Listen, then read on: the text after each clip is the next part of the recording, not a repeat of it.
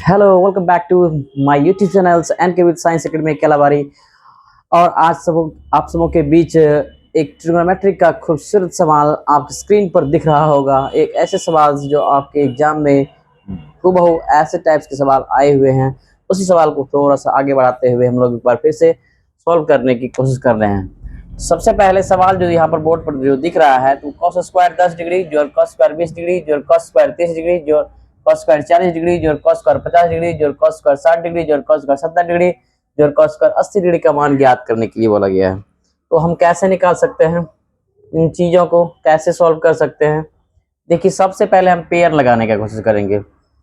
Cos square 10 degree जोर cos square 20 degree, जोर cos square 30 degree, जोर कॉस स्क्वायर 40 डिग्री, जोड़ कॉस स्क्वायर 50 डिग्री, जोड़ कॉस स्क्वायर 60 डिग्री, जोड़ कॉस स्क्वायर 70 डिग्री, जोड़ कॉस स्क्वायर 80 डिग्री।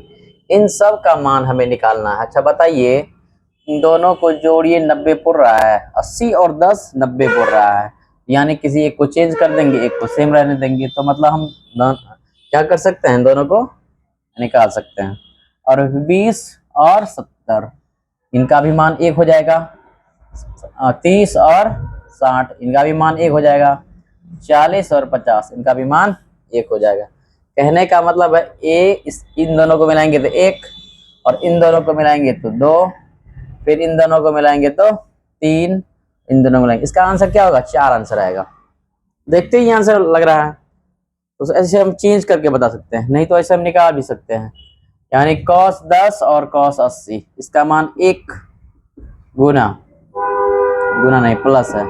फिर ये क्या है? cos 20 और cos 70 इन दोनों को मिला करके 1, प्लस cos 30 cos 60 इनको मिला करके 1, फिर क्या? cos 40 cos 50 इन दोनों को मिला करके 1। तो कहने का मतलब हो गया 1 1 2 और 2 1 3 और 3 1 4।